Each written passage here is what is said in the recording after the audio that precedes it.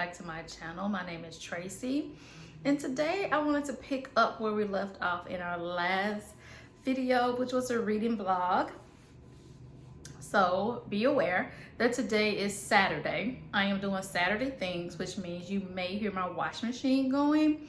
I have one of those European washing machines, and it takes over 3 hours to do a load because it's the washer and dryer in one. I'm sorry, but I can't pause it. I can't pause it. We can't pause it. We just have to thug it out, okay? Because I have more laundry that I need to do today. So I need that to finish. So in our last video, we were reading Execution in Eve by Alexia Gordon. It's the 5th installment in the Gethsemane Brown series.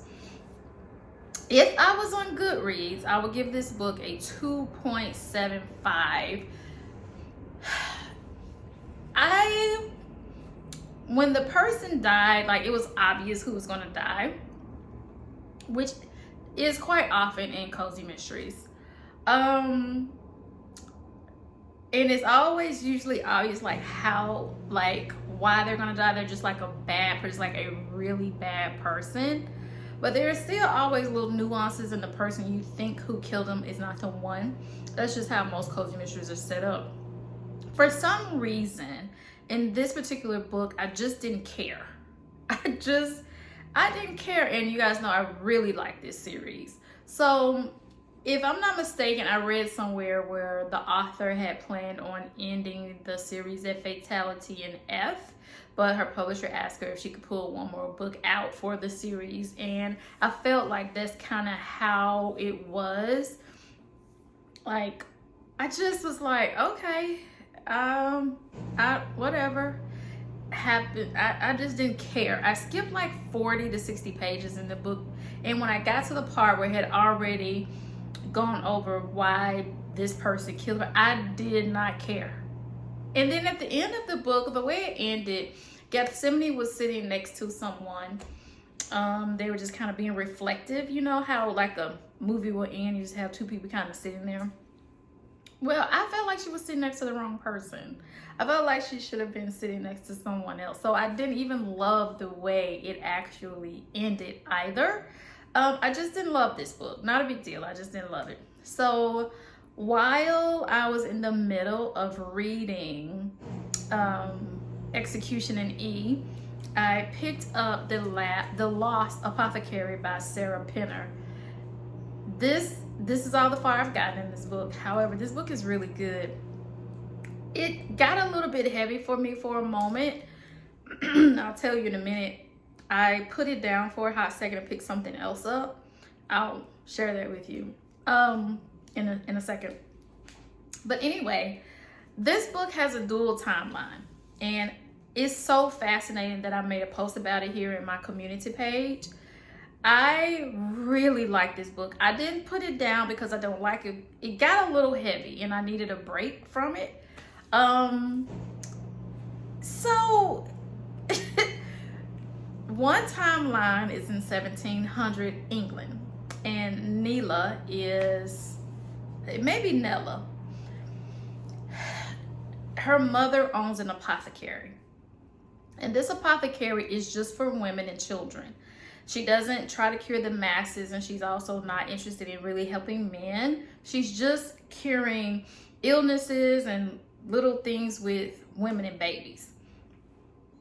So the mother dies, and it's passed down to Nella, and she continues the tradition. Well, she ends up meeting a man who does her wrong, and she can't get over it, so she used one of her potions for bad. So that took her down a dark, slippery slope.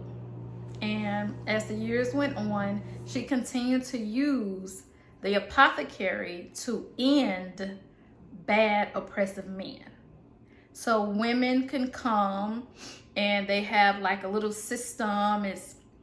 You would kind of walk into the establishment actually thinking that you were in the wrong place, or like that no one was actually there. It's all dark, and it's not as beautiful and vibrant and full of life as it was now. It's about death.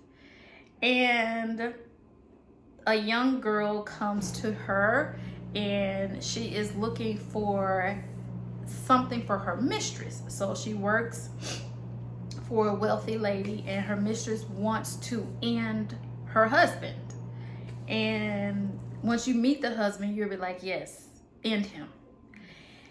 And things ensue, and the young girl who comes to get the poison for the mistress really likes Neela. I'm gonna say Neela. And she wants to like kind of apprentice with her, but she was like, do you really know what I do? Like, do you know what I do here? And she's like, yeah, because she uses the poison on the master of the house and watches him leave Earth. And it's interesting. Now, the second timeline is current day, and this lady has just found out that her husband has been having an affair, and they were planning their 10-year wedding anniversary in London, and she's just like obviously beside herself, and she doesn't know what to do. And her best friend was like, go on the anniversary trip without him. And so that's what she does. The day she gets there, she meets some random man, and he was like, do you want to go? It's sort of like, I guess, splunking in a way, but it's not called that. Where she's kind of like digging up treasures in like this old riverbed, and she finds an apothecary jar that is very intriguing to her. And before she got married to her husband, she had this really idealistic, bright future ahead of her. And so finding this little apothecary really brings that back out in her, and she's doing some research on this jar. And that's where I am. She has just located the place where the old apothecary was. Stuff. I got really busy at work, and I got really tired when I got home in the evening, so I didn't read for a couple of days. So I put this down for that reason. I was tired. In addition to, I wanted to go ahead and pick up my book club books for the month. I have a book club meeting tonight for like a virtual book club with some friends of mine. I'm gonna tell you about that book in a minute, but I wanted to go ahead and read this because I felt it was so thin. I was like, and it was lighthearted. I'm like, okay, this is thin, easy, and lighthearted. It'll get me to finish this, and then I could just jump back into this, which is the plan. This is Are You There, God Is Me, Margaret by Judy Blume. You guys, I've actually never read this book. I'm not quite done. I'm going to sit here this afternoon and finish it. I'm going to finish it like when I finish talking to you guys. It's the cutest, sweetest, I'm so happy I'm reading a book I've ever read. I have always been a huge fan of Judy Blume, so not having read this is a mystery to me. The only thing I could figure the reason I hadn't read it is maybe my mom didn't want me to read it. Growing up, you know, I've told you guys before, I was raised as one of Jehovah's Witnesses, so I couldn't read anything that wasn't schoolwork that wasn't published by the organization. So I feel like maybe I just wasn't allowed to read this, because I read a couple of other Judy Blume books, but I feel like 2 of those may have been for book reports. But anyway, Margaret is she 11 yet? No, she's 11. She's 11 because it says almost 12. She and her family moved from New York to the suburbs. I think they moved to the suburbs of Jersey, if I'm not mistaken.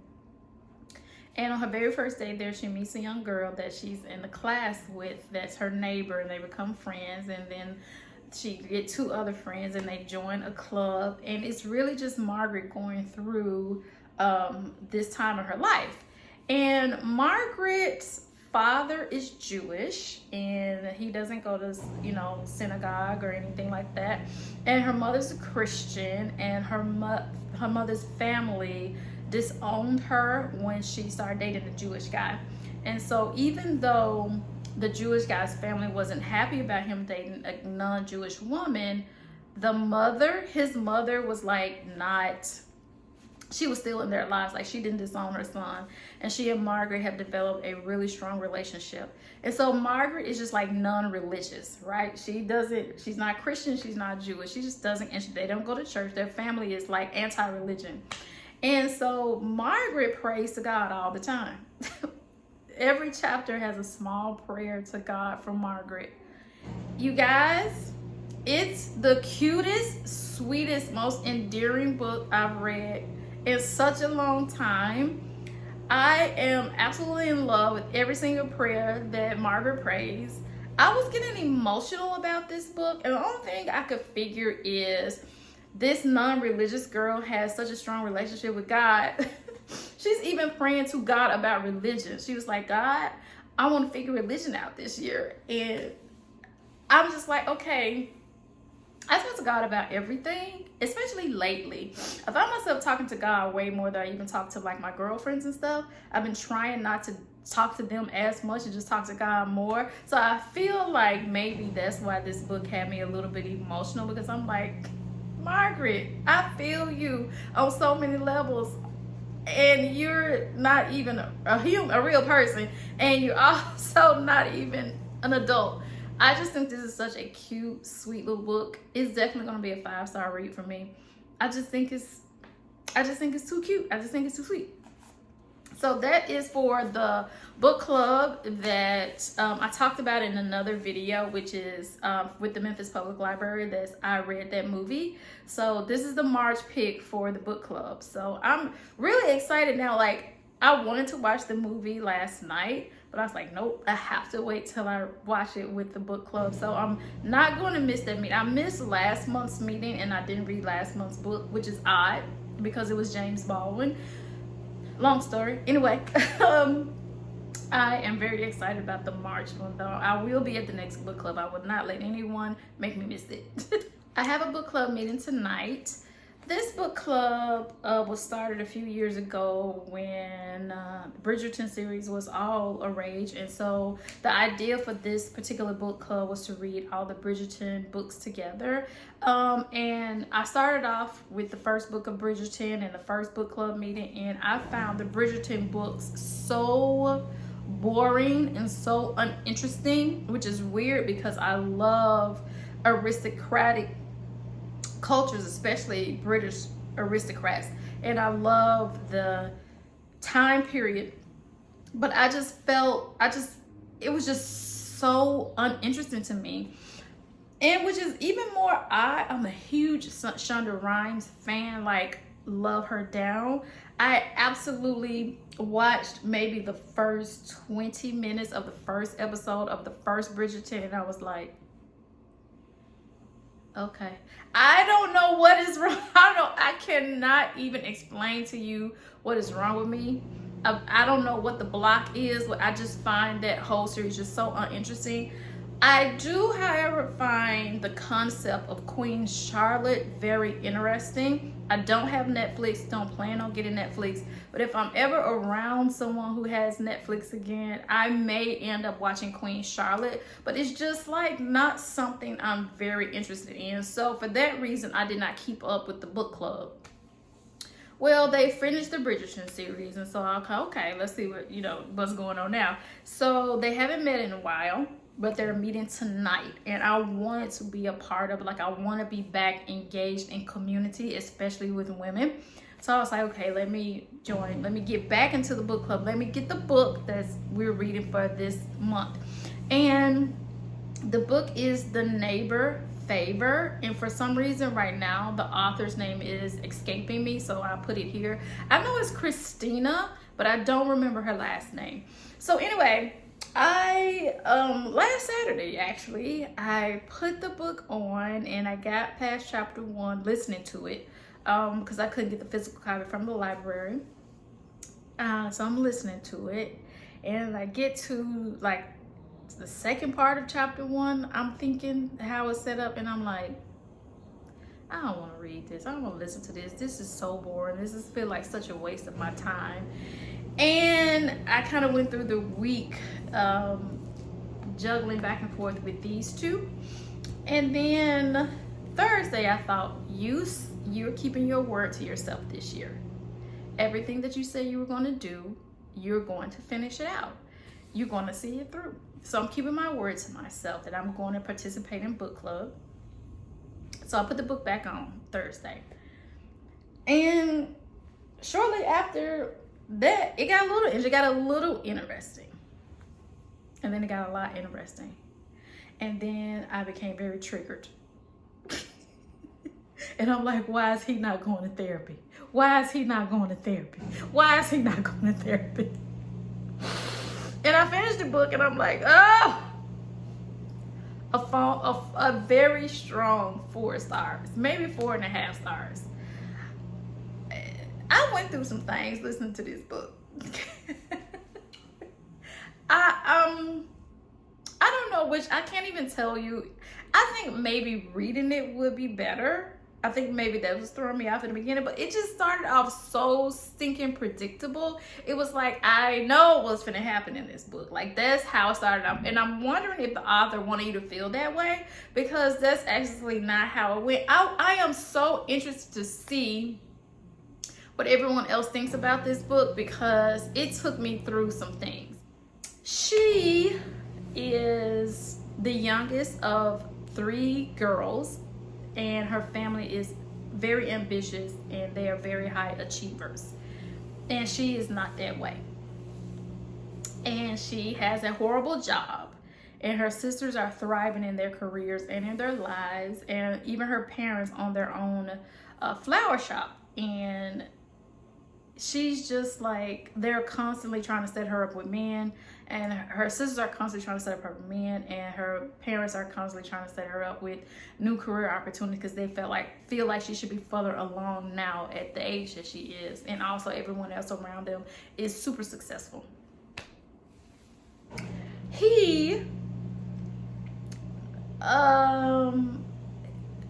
has a pretty hard backstory. Like, his childhood was pretty freaking rough, which makes his adulthood pretty freaking rough. And when I was listening to this audiobook, I was like, he's British, so why are they using an American actor to read his part? So this is where I feel like maybe reading it would come in better. You guys, this book turned out to be really good. I'm giving it a 4.5. It was good. It was so good. I felt so many feelings listening to this book, and then I was like, is he going to therapy? Is he going to go to therapy? He needs help. And so I made a post in the Facebook group, and I was like, I don't know how to feel about this book, but now that I'm finished with the book, I've had some time to sleep on it, and I'm like, this was a great book. When I made the post, I'm like, I don't know how to feel about this book. I really can't wait to hear what you guys think about this book. Carmen was like, she was like, this was bringing up stuff from my childhood. I was like, friend, why was this bringing up so much stuff from my childhood? And you know this is fictional characters. And it was just bringing up stuff from my childhood. And I was like, he needs therapy. Therapy saved me. He needs therapy. That's all I could think about. Anyway, I have so many notes for tonight. There were so many cute things about this book as well. It wasn't just the fact that the 2 main characters. There's other little sweet nuances in the book too. And I love found family. You guys know this. I'm gonna talk about this every single vlog. I love found family. When I lived in Nashville, I was the person who found family. And so I just think it's such a beautiful thing to have true, honest, deep, meaningful connections with people that you have no blood with. I just think that's just absolutely one of my favorite things. And I love making those connections in real life with people. So that's what I've listened to this week. So you're all caught up with everything that I've read. So I'm going to sit here for a few minutes before I tackle this disturbingly gross living room floor. I haven't swept and mopped in over a week in this living room. So I absolutely need to do that today. I'm doing laundry right now. My kitchen's in good shape. It needs a good sweep and a mop too. But before I tackle anything else around this house, I'm gonna go ahead and finish Judy's Bloom. Are You There, God? It's Me, Margaret. And then we'll get up and do all the things. And then I think I'll bring you back for book club. In the meantime, before book club, I do need to polish my nails. It's St. Patrick's Day tomorrow, so we're having our green on today, and I'm going to polish my nails green. This is by Law Beauty Essentials. It's a black female-owned brand. I believe this polish is 10 free, which just means it's free of the 10 harmful. It's either 7 or 10 free. All of my nail polish are small indie brands. They're usually black female-owned brands or brown female-owned brands, and this is Net Worth How Much by Law Beauty Essentials. I just love the name of nail polishes. Anyways, it's this beautiful green. So I'm going to do that at some point before book club tonight as well. But yeah, so that's what we're going to do. We're just going to finish reading Are You There, God? It's Me, Margaret. And I'm going to bring you along with me for the weekend. And we'll see if we get this one done. I really would love to get this one done tomorrow.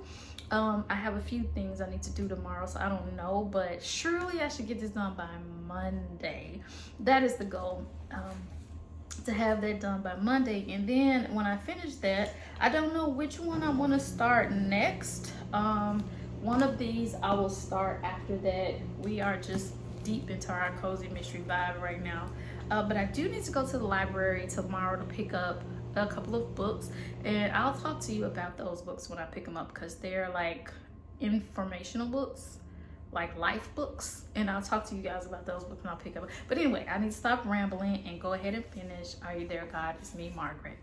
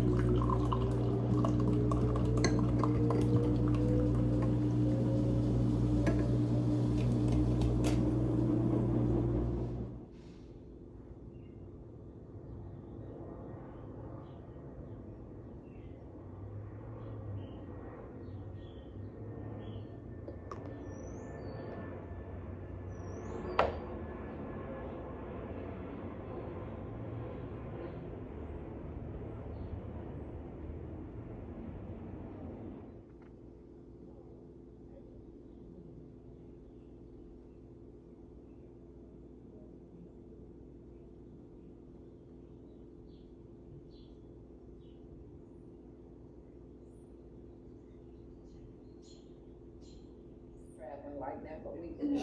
All right, the neighbor favor. Let's get into it. Let's talk. Who want to open us up? It was a good book. It was. She dragged it. Baby, it took a minute for this book to get good. I'm not gonna lie. It took a minute because it was definitely a slow come up. Right.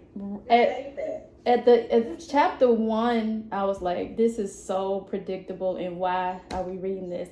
And then like at his part in chapter 1, I was like, I was listening to it. I turned it off for a solid week. And then I turned it back on because I was like, I'm determined to be at book clubs. I'm gonna listen to this book. Y'all, it took me through so many emotions. I was like, I need to know how everybody else is feeling right now. I was the same way. And he pissed me off. So many times. He pissed everybody off. I was like, he's giving Sagittarius.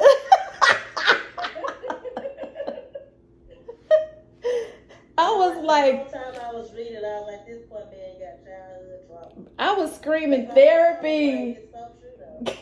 No, I was just screaming therapy. Get some help. Yeah. But even her, what did y'all think about her? Like, she was kind of all over the place a little bit. Even though she was consistent, she still was. Hey, Brenda. You could tell she was a bit of an introvert. A lot of. She wasn't really self-assured with herself. Right. Lacked confidence. Right. In the beginning. Right. And I think it was because her family dynamic. Yes. You know, her family dynamic definitely played a part. They met well, but they didn't let her. But after years of her altars being dormant, she is given an opportunity to relaunch her career, and she takes it. However, it's a very remote location, as you can kind of tell the creepy cover, what really caught my attention. And she arrives on this island to take this job. She discovers that there's been a surprise visit, and she is trapped on this island with possibly dangerous strangers. So she's going to have to rely on herself to really solve this and keep herself safe. She's also got to this like race against time, and it's very high stakes, and she's also got to prove her innocence because there's maybe a cover up something, I don't really know. But this one did have, I was very interested in the premise for this one, and I'm just very interested in the fact that she's like a pioneering psychiatrist. She's got a lot of dark secrets, maybe something to do with her own past as well. We're going to find out apparently, but that is high society. Next we have Safe and Sound. This is coming out April 23rd, and it's written by Laura McKeel. So we have Amelia and Kylie, and like a good like kind of past cold case meets with the future, and things start to happen. I like this. I like that the same two girls are gonna be involved in maybe solving their cousin's disappearance and that they're sisters. I like a good family. I like a family like connection with thrillers. I think that what makes it interesting and possibly wealthy with Kingsley, and they are always fighting for dominance and who's the head of the family. And in the first book we have their sons who are competing to be named like the head of the company because their father was getting older. So this one, Beneath the Palms, kind of. So the book Under the Palms is book 2 of the series. It continues on with what Snake calls cops. So she actually gets involved with Alex, the detective, and the two of them are racing to find out what happened and to try to keep their own kids safe. So this one's had like a really interesting time. I like the setting for this one a lot, and I like the kind of team up between a detective and somebody who's not in the field, but they both have very strong reasons for wanting to get involved to protect their children. So I think that's really great. Next one we have is It Had to Be You by Mary Higgins Clark. It's coming out April 16th, and this is book 8 of the Under Suspicion series. This one has a very sad premise, but it's also very fascinating. And I'm curious what you guys think. So this basically follows these twin brothers, and they are just described as basically having everything. They've got 11 parents, they are popular, they're considered very handsome, they're very intelligent, but the night of their college graduation, one of them is with their parents, the other one is not. The one that's with the parents murders them for who knows what reason, but the other one has an ironclad alibi. But the police have never been able to arrest one of them because they are identical and they couldn't figure out which one actually did it. So years later, they are, the twins are married and they're estranged, always claiming that the other one did it. But the detective on the case is pulling things out of the works again, and she's determined to really solve it and figure this out and give justice to the couple. And last but not least, we have kind of a vacation-y one. This is called The Sleepwalker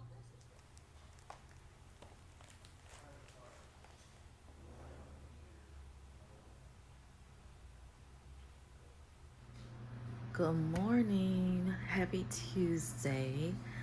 It is the first day of spring today, and it is so cold this morning.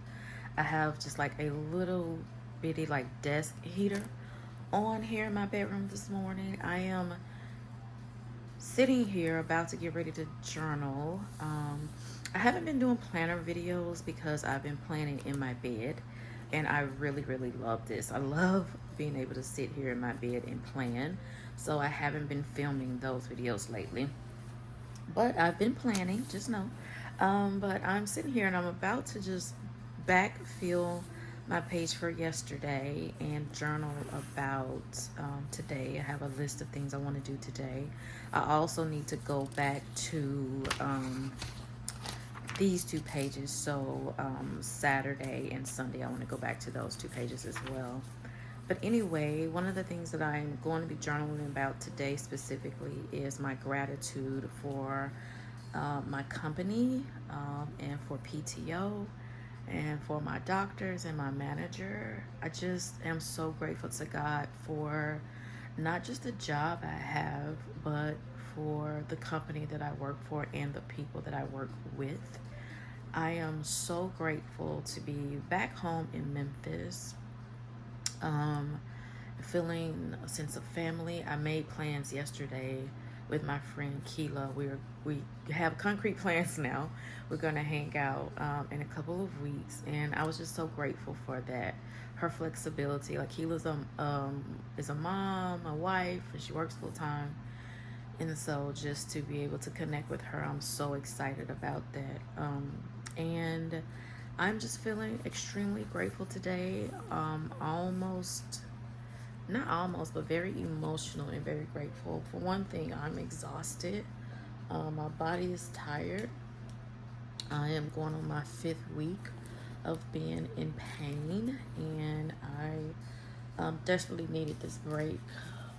I haven't decided yet if I'm going to go to work tomorrow or not, but we shall see. We'll see later. So I did finish Are You There, God Is Me, Margaret by Judy Blume. You guys, this is a 5-star read for me. I'm not sure how Judy Blume got one full year of an 11-year-old's life in 150 pages with all of its different nuances and emotions and trying to figure out her relationship with God, trying to figure out religion, getting mad at God, and then going back and talking to him again, for her not to be a religious person and not grown up with religion. It just was so many things going on in this book, you guys. Just so many things, and it's just the sweetest, cutest little middle grade book. I just feel like Judy Blume did this so well. I'm very excited to watch the movie with everyone at the end of the month. I only read about 5 or 6 pages in this book yesterday. I did not read any pages in this at all Sunday. My body required 24 hours of rest on Sunday, and so that's what I did. So I didn't pick it up at all Sunday, and I picked it up yesterday. And listen, this book is, every single page is getting better and better to me, because you have Nella. I think let's just call it Nella. I'll probably change the name again, but I'll put the spelling of the name across the screen here. And then who is who works in the apothecary in the 1700s. And then you have Eliza, who is a young apprentice. And Eliza's story is just, I think, what has me the most emotional about this book is just what she's going through at such a young age, which is very much in contrast with Margaret. But anyway, and then you have, what's the other lady's name? The current day lady? Caroline. You have present day and you have Caroline. Oh my goodness. I just feel like this book is woven together so beautifully. So you have a dual timeline and a triple POV. So I think it's done beautifully, because I feel like this would be a book could easily confuse you. So I'm very excited to share my thoughts at the end of this book with you. I really hope the ending doesn't disappoint me. I had to run some errands yesterday, and Target is one of the places that I went. I am such I'm very much at a place where physically I need to slow down for my physical health. And then also too, I am just emotionally overwhelmed by life, honestly. And I really don't think it's life necessarily. I think it's the expectation of life. And so I've been removing myself from a lot of things. One of those things is social media. I've removed myself completely from Instagram, and I never will get a TikTok. Facebook for me is strictly like family, like it's almost like a family photo album. But I've been removing myself from ideologies as well, the ideas of what I'm supposed to be doing at my age and how I should be living at my age and what I should be owning. So I'm removing those shoulds from my life and really choosing to be what I am. But this is a switch in my mindset. So I am enlisting the help of books and some YouTube videos on definitely. I don't want to live in a countryside, or I don't want to live anywhere off the grid because I read too many cozy mysteries for that. But I do want to live quieter. Like I am so in love with this apartment, the layout of it and all the things. But if I'd have been thinking, I would have never chosen to live in an apartment that was this close to such a main street. I feel like I can hear every single car that passed by. But anyway, my favorite magazine has always been Real Simple. Back in the day, I used to have a subscription to this magazine. That's how much I loved it, and I'm really considering getting it again because when I was at Target yesterday, I picked this up without any hint of hesitation. I just picked this up and put it in my car. I did not flip through it. I just love Real Simple that much, and the power of less is something that I've been really exploring over the last few weeks. I remember in 2020 when I declared the year of nothing, and I consciously every single week missed the quarantine so very much. I miss actual lockdown. I do not miss the death and all of the horrific things that came from that year. That's absolutely not what I'm saying. But the idea of just not being in the hustle or bustle of life and waiting for things to get back to normal when going that hard as a human was not normal in the first place. I miss those things. And now that everybody's getting back, I want to go back to a life of just slower, calmer things. And so I picked this up without even reading this part of it. I didn't even notice that it said special edition. I didn't notice anything. I just saw Real Simple, my favorite, and The Power of Less. Picked it up, put it in the cart. Came home last night and opened it, and when I flipped open and I go, wait, there's no ad on this page. And I go, okay, here's the next page. There's no ad on this page. And I'm like, oh, okay, so this is a real, okay, that threw me off. And so I'm looking at the front again. I'm like, special edition. Okay, there are no ads in this magazine. And I felt like that was such a powerful thing for a magazine to not only just say, hey, I think we all burnt out, and I'm not going to bombard you with trying to work harder to accumulate things that you actually don't need. This is one of the reasons I love Real Simple. This is an odd thing for them to do, any magazine or any really company at that for that. And I am just so grateful and happy that I picked this up.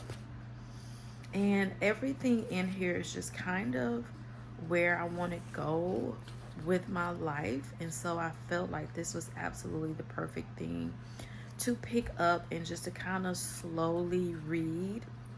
Oh, there is one ad about trash bags. Get rid of it, y'all. Get rid of it. Oh, that's so cute. I'm just now seeing that because there's no ad on the back. You guys, this is so unusual for a magazine to have one ad that's about getting rid of things for trash bags. I am so in love with this issue, and I'm so happy I picked it up.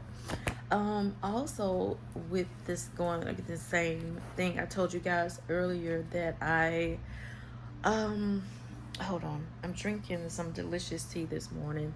The Wild Sweet Orange by Tazo is just my favorite tea, and this is one of my favorite teacups. Hold on. It is so delicious and refreshing for first thing this morning. Okay, so I told you guys that I had to pick up a couple of library books that were more informational than just like this kind of cozy mysteries or romance or whatever, any other book. These were kind of like informational books. And so I feel like this first book I could have written myself. Everything about this book title cover is, it screams me. Like I told you guys, I had in 2019, towards the end of 2019, I declared that 2020 was going to be the year of nothing. I knew my life needed to take a shift. I just didn't know how to accomplish it. And so I just felt like a reset on life would be just to do nothing for a year, just so I can kind of figure out what was truly important to me. So 2020 was the year of nothing. And oddly enough, this month of March, when I was setting up March, I go, March is going to be the month of nothing, in which I was saying no to everyone about everything, and I have been. And so when I was going through and looking for more information about how to slow my life down, how to live less, I was, of course, watching some YouTube videos and reading some blog posts. And so this book came up on one of those YouTube videos, How to Do Nothing. Resisting the Attention Economy by Jenny Odell. And I just thought florals and pink and the word nothing, I feel like this book very well could have been written by me. So I was excited to pick this up. This is only about 200 pages, and I know I do have two cozy mysteries that I said I was going to read after the Lost Apothecary, but I'm going to pause that for a minute, and I'm going to pick this up after the Lost Apothecary because I am really wanting to spend the rest of this year. Now that I've kind of been doing nothing for the month of March, I want to continue that. I want 2024 to be the year of nothing as well.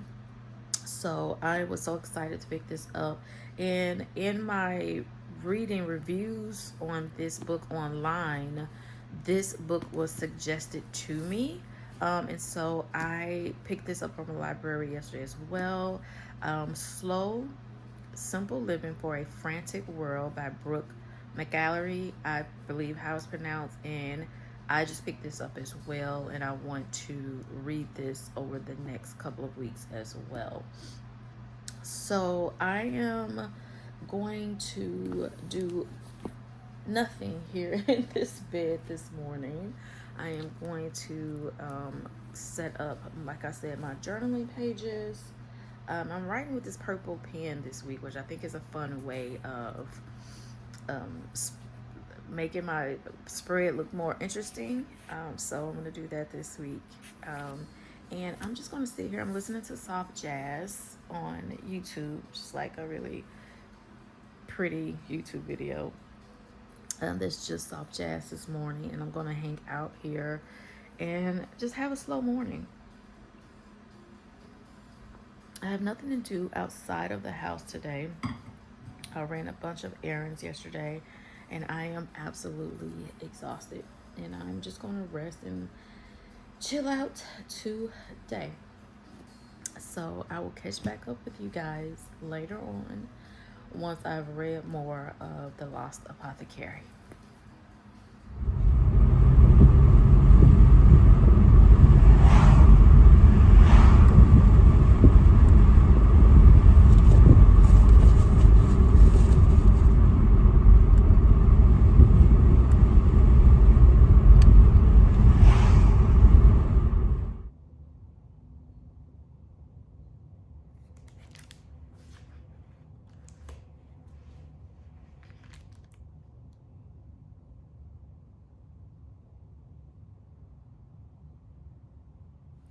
Happy Friday.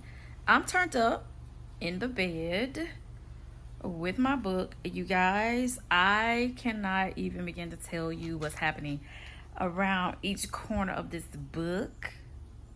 Listen, I'm on page 201. I have 100 pages to go. This book has 301 pages of the story. This book is incredible. Oh my goodness. I feel like so many things just took me by surprise in the last, I'm going to say 50 pages. Like I've just had so many like, oh. I'm so excited about his last 100 pages. I had to just jump on and tell you that I only have 100 pages to go. 6:42 p.m. I don't know. I don't know if I'm gonna finish this tonight. I truly want to finish this tonight. I'm gonna finish this tonight. Okay, I'm gonna finish this tonight. I am going through so much. I'm going through some. I had a feeling this was gonna go away. That it's going. Y'all, I'm going through so much. I am determined. I've had 2 phone calls since I saw you last. I am determined to finish this book tonight. Okay, let's finish it. Oh my goodness, I only have 59 pages, y'all. Oh my goodness. Yo, this book is so good. Okay, keep going. Y'all not even gonna believe what happened on this page right here. Y'all can't believe. This book is taking me through things. I'm going through things, especially on this page right here. The twists are coming in like a pretzel factory. James did. Oh my goodness! It's too much to me. Y'all, it's doing too much. Yo, it's doing too much to me. It is 10:30 exactly. I'm not done. I'm almost done. It's doing way too much to me. Okay.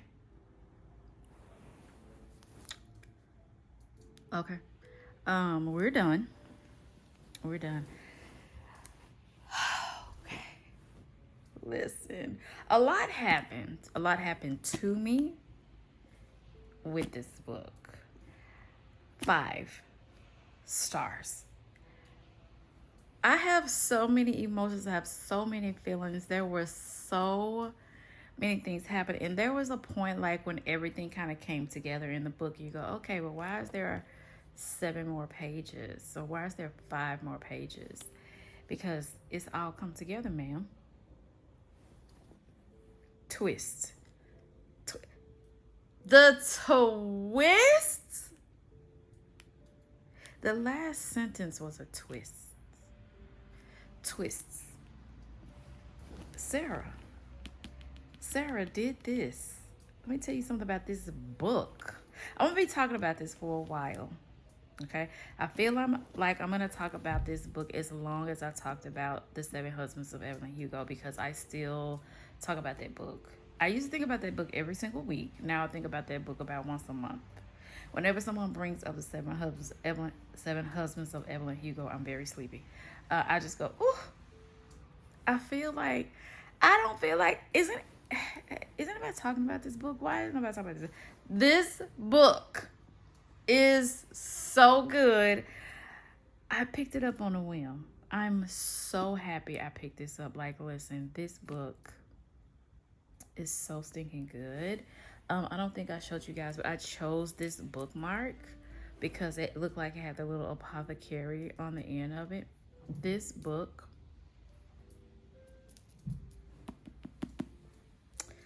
you gotta read it. I am going to end this video here. I didn't think I was going to finish this book this week, to be honest with you. I was like, I'm just going to have to carry the vlog. I was determined to carry this vlog until I finished the book. I was just like, I'm going to have to carry the vlog until next week. But I am so happy I finished this book. Thank you guys for hanging out with me this week. I really appreciate you. Let me know if you have read this book. Let me know if you plan on putting this book on your TBR.